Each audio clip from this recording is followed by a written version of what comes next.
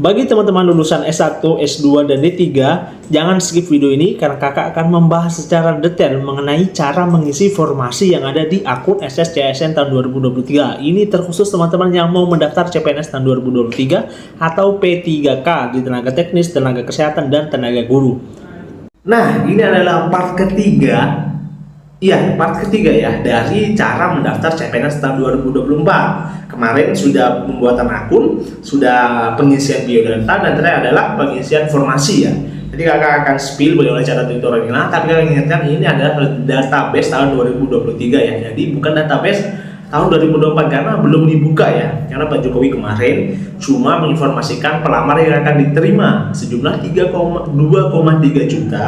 Dan itu prioritas adalah lulusan baru ya, jadi masih belum terbuka CPNS-nya, tapi akan dibuka di tahun 2024 ya. Jadi pada video ini langkah ketiga adalah pengisian formasi. Nanti kakak buat tutorialnya. Kakak ingatkan tujuan dari video ini itu untuk mempersiapkan berkas-berkas apa aja yang akan dipersiapkan teman-teman untuk mempersiapkan pendaftaran CPNS ya, supaya tidak terburu-buru nanti ya. Kalau misalnya ada info pembukaan baru teman-teman daftar, kan tidak bagus gitu ya. Jadi teman-teman, saya pastikan video ini database tahun 2023 dan akan sama kayaknya, akan tidak terlalu jauh-jauh beda gitu ya. Jadi ini cocok sekali untuk teman-teman yang masih baru belajar ya, mempersiapkan berkas-berkasnya, atau bagi pemula lah. Oke, langsung saja kita masuk di videonya.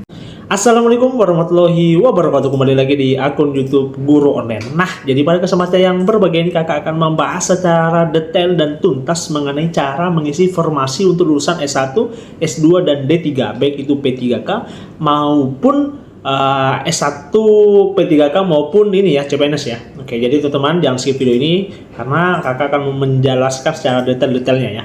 Oke, jadi kemarin kan kita sudah membahas mengenai yang lulusan SMA ya, lulusan SMA, dan ini kakak akan membahas mengenai lulusan S1 atau mahasiswa ya. Jadi sebelum masuk ke video ini, teman-teman jangan lupa like, share, dan subscribe karena tiga hal ini adalah penting bagi perkembangan akun channel pribadi kakak.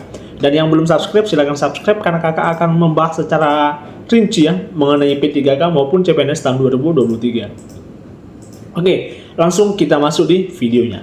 Oke, jadi nomor poin ketiga ya, ini kita pendaftaran formasi. Jadi di sini pastikan Anda mengakhiri pendaftaran di tahapan terakhir resume ya. Jadi teman-teman harus dari biodata, ini seleksi, formasi, riwayat, dokumen, sama resume. Nanti ketika teman-teman sudah sampai di bagian resume, teman-teman sudah mendapatkan kartu identitas ya.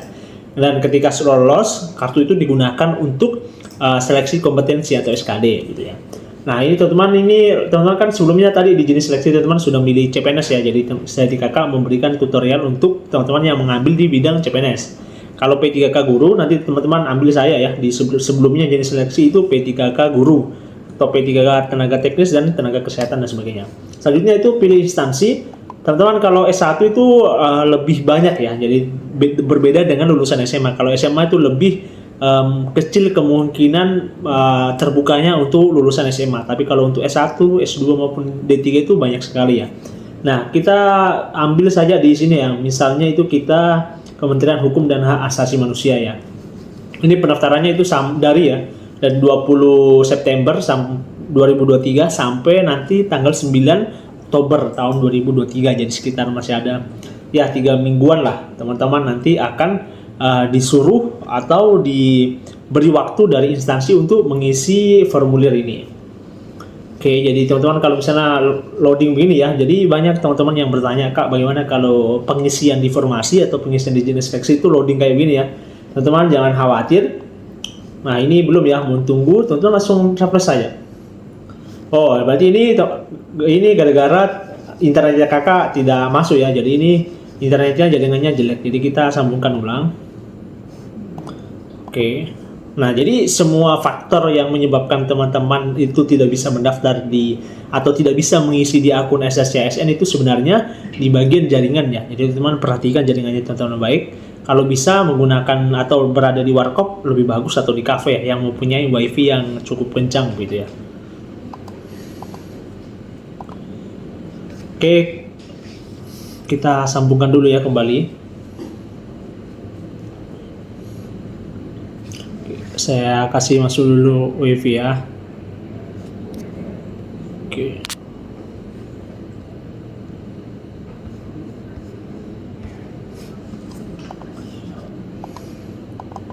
Jadi teman-teman ya kalau misalnya yang banyak bertanya mengenai jaringan atau yang tidak bisa mengedit dan sebagainya, itu sebenarnya faktor jaringannya. Kayak kakak tadi baru-baru ya, gara-gara jaringan jadi tidak bisa memilih dan itu loadingnya lama. Jadi teman-teman perhatikan jaringan ya. Nah, ini pilih instansi tadi, kita pilih di hukum dan hak asasi manusia, pilih formasi ya. Kita umum, disabilitas, putra putri Papua atau lulusan terbaik ya. Di video sebelumnya kakak sudah jelaskan, teman-teman mau pilih mana yang terserah ya. Kalau umum ya pilih umum ya, kalau tidak masuk di lulusan terbaik sama putra putri Papua Barat. Pilih. Nah, jadi kalau ketika teman-teman sudah mengiyakan sebuah formulir ya, jadi akan tertulis ulang ya. Jadi ini artinya teman-teman sudah mau memilih di Kementerian Hukum dan Hak Asasi Manusia jenis formasi umum itu. Nah, pendidikan terakhir. Karena teman-teman lulusan S1 ya, kita ambil saja ini S2 ya. Jadi banyak S2 juga yang yang terbuka. Nah, ini S2 semua ya untuk Kementerian Hukum dan Hak Asasi Manusia ya. Ini lulusan S2 semua yang lagi dicari ya. Jadi kita misalnya lulusan S2 dari ilmu hukum, kita ambil. Oke, pilih jabatan basi asisten ahli dosen. Kita ambil lokasi kerja Badan Pengembangan Sumber Daya Manusia dan HAM. Jadi ini teman-teman tinggal pilih aja ya, pilih ya. Jadi teman-teman tidak bisa memilih lokasinya, teman-teman tidak bisa, jadi teman-teman memilih aja. Nah, ketika teman-teman misalnya lagi ini ya, tidak sesuai dengan formasi yang teman-teman inginkan, boleh diulang ini, klik ulang, ganti instansinya. Saya itu teman-teman pilih di bagian pendidikannya. Saya itu teman-teman cari lokasi formasi apakah sesuai dengan teman-teman yang akan minati atau tidak ya. Jadi ketika teman-teman masih tidak serk ya dengan jawabannya, boleh diulang dari awal, oke? Selanjutnya itu lokasi ujian. Nah, dari misalnya teman-teman sekarang masih berada di Indonesia, teman-teman bisa pilih dalam negeri. Kalau misalnya teman-teman masih di luar ya, entah itu kuliah lagi sementara kuliah S2 atau lagi sementara kuliah S1, teman-teman pilih di luar negeri. Oke, lokasi tes kita bebas ya membeli yang lokasi paling terdekat teman-teman apa. Misalnya teman-teman paling terdekat di Sulawesi Selatan, namanya Sulawesi Selatan. Tulis saja. Jadi Mandiri Kemenham Sulawesi Selatan. IPK-nya misalnya IPK-nya 4, teman-teman itu 4. Berjasa misalnya kita asal dulu ya. Oke, kita lulus misalnya tahun 2022 ya. Nah, jenis PT misalnya teman-teman lulusnya di mana? Kalau di dalam negeri, teman-teman terus dalam negeri. Kalau luar negeri, di luar negeri. Kalau luar negeri itu selain Indonesia ya. Kalau dalam negeri itu lokal. Nah, di sini dalam negeri tanggal ijazah misalnya teman-teman tulis saja ini ya 14 misalnya ya. Nama PT misalnya Universitas Hasanuddin. Universitas Hasanuddin ya.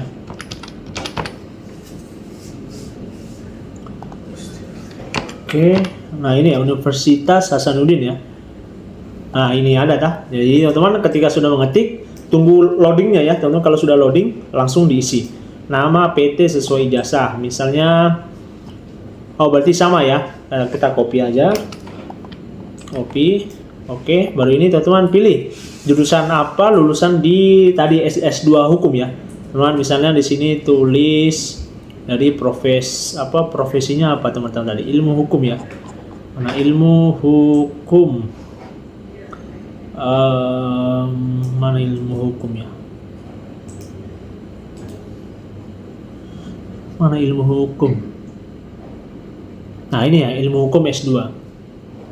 Nah ketika teman-teman sudah ngambil nama prodi, tulis akreditasnya kan di sini sudah otomatis ya, akreditasnya A di sini ya. Jadi teman-teman tulis saja di sini A unggul, sesuaikan dengan ini ya, data dari Kemendikbud ya. Ini makanya data ini data berasal dari ini ya. Ini teman-teman kalau belum tahu akreditas program studi sebenarnya tidak perlu mencari ya, karena sudah ada dari pihak studinya atau pihak dari Kemendikbudnya ya, atau panitia BKN-nya juga sudah mempersiapkan. Ini langsung dapat dari surat pengeluaran ya, keputusan itu nomor 4074 garing SK garing ban garis datar PT garis akred garis M garis Romawi 10 garing 2019. Jadi ini pengeluaran surat terbaru untuk program akreditas program studi S2 ilmu hukum di Universitas Hasanuddin ya. Nah sudah ini teman-teman isi aja ini ya. B kecil ya, B5EF.